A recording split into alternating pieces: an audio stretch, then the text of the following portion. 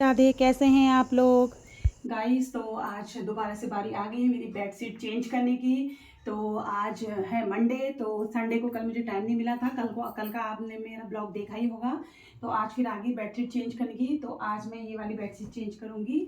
और ये मैंने मंगाई थी मीशो से मंगाई थी। इससे पहले वाली भी जो मैंने चेंज करी थी वो भी मैंने आपको दिखाई थी, वो भी मैंने मीशो से मंगाई थी। और ये वाली भी मैंने मीशो से मंगाई है, बट ये वो वाली चादर नहीं है। ये जो स्ट्रेचेबल चादर होती है चारों तरफ से पैकेज वाली, ये इस तरीके से है, स्ट्रेचेबल चादर होती है ना जो। हाँ, तो ये उस टाइप से। इसमें 2 कुशन कवर भी आए थे। और ये मैं बेडशीट चेंज कर रही हूँ आज। रूम की बेडशीट मैंने चेंज कर दी है और वाले कवर मैंने धोने के लिए डाल दिए हैं। था इनका टर्न था। हम लोगों का ना घर में कितना काम हो जाता है, मतलब अंदर ही अंदर हम लोगों को कितना वर्क हो जाता है। तो अभी मैं थोड़ा फ्री हुई हूँ बच्चों के स्कूल जाने के बाद। तो फिर मैंने ये काम स्टार्ट किया। मैंने चेंज कर दिया था, बेडशीट का कवर मैंने चेंज कर दिया था, लेकिन इतनी गर्मी हो रही थी 2-3 दिन से, इतनी गर्मी हो रही है। तो गर्मी के कारण मतलब बहुत बुरी हालत है। एक तो पता नहीं वीपी की भी दिक्कत है शायद, मुझे लगता है। आजकल मेरी बहुत ज़्यादा तबीयत ख़राब हो रही है। मैं अंदर का काम करने में ही इतना थक जा रही हूँ, वरना मैं अंदर का भी काम करती थी, खेत का भी काम करती थी। और आजकल मैं अंदर के काम में ही थक जा रही हूँ। 1-2 घंटे काम करती हूँ तो उसके बाद मुझे बहुत मतलब इतनी थकावट महसूस होती है। मुझे ऐसा लगता है कि मैंने पता नहीं कितना काम कर दिया होगा। अंदर के काम करने में ही मेरी हालत ख़राब हो जाती है आजकल। और मैंने ये वाले कमरे की बेडशीट बिछा दी थी, और उस वाले कमरे की तो मैंने ऑलरेडी पहले से चेंज करी हुई है। तो सारा चेंज करने के बाद मुझे करनी थी आज फ्रिज की सफाई। तो मैं चली गई थी अपनी फ्रिज साफ़ करने के लिए, क्योंकि फ्रिज बहुत गंदी हो रही थी। मतलब वैसे तो मैं हल्का फुल्का हाथ डेली मारती हूँ, लेकिन मुझे आज सारा सामान निकाल के फ्रिज की सफाई करनी थी। तो पहले मैंने सारा सामान नीचे निकाला, उसके बाद मैंने फ्रिज की सफाई करी। एक बार हो जाए तो मतलब 10-15 दिन के लिए हो जाता है। और वैसे भी फ्रिज की सफाई मैं करती रहती हूँ। और वैसे भी दिवाली आ रही है तो दिवाली के उसमें सफाई तो बनती है, क्योंकि दिवाली में हमारा होता ही है ना साफ़ सफाई। मतलब ये सब चीज़ करना, कितना भी करें मतलब हमको सफाई कम ही लगती है, क्योंकि हमारा करते रहते हैं ना हम लोग सफाई वफाई। तो इसीलिए हमको आदत है साफ़ सुथरा रखने की। और दिवाली आ रही है अब तो वैसे भी और भी साफ़ करना है। तो मंडे मार्केट से मैं काफ़ी सब्जियां वब्जियाँ लेके आई थी। तो अभी मेरी पिछले हफ्ते की सब्ज़ी अभी ख़त्म नहीं हुई है। तो आज मैंने सोचा मैं फ्रिज का ही नंबर लगाती हूँ। और तो वैसे मेरे सारे काम हो ही गए हैं। तो मैंने फ्रिज भी साफ़ कर दी थी, क्योंकि बेटा स्कूल चले गया था। जिस दिन बच्चे घर में होते हैं ना, उस दिन कुछ भी काम नहीं होता है, बहुत परेशान करते हैं। तो बच्चे स्कूल चले गए थे। बच्चे के स्कूल जाने के बाद फिर हम अपना एक साथ से काम करते हैं। और फिर मैंने फ्रिज साफ़ कर ही ली थी। और मेरा बेटा आएगा 1:30 गाइस। आज हमें 5वां छठा दिन है हॉस्पिटल जाते जाते। तो आज मैं फिर जा रही हूँ अपनी सासू माँ को हॉस्पिटल लेके। मैंने इस तरीके से मुंह कवर करा है, तो आप लोग सोचेंगे कि कहाँ जा रही मैं भूतनी बन के, लेकिन नहीं, बहुत धूप हो रही है, बहुत धूप हो रही है। इस वजह से मैंने मुंह को कवर कर रखा है। बहुत मुँह, हाँ, गर्मी लग रही है। अब मैं जा रही हूँ गाड़ी के पास, जहाँ मेरी गाड़ी है। मौसम भी सुहाना है, लेकिन काली धूप लग रही है, बहुत गर्म हो रहा है धूप में। सुमा को दिखा दिया था मैंने हॉस्पिटल। अब हम हॉस्पिटल से दिखाने के बाद घर को आ रहे थे। तो हल्द्वानी में मार्केट में थोड़ा बारिश वगैरह हो रही थी मार्केट में।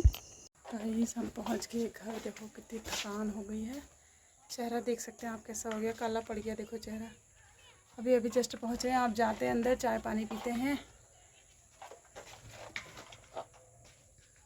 मेरा बेटा आ रहा है वो वहाँ से।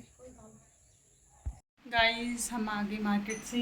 अब थक गए थे तो फिर मैंने बना दी अपने लिए चाय। मैंने चाय रखी है बनने के लिए यहाँ पे। थोड़ा चाय पीती तो नहीं हूँ वैसे मैं, लेकिन थोड़ा चाय पी के वो होता है ना, थकान दूर हो जाती है कहते हैं।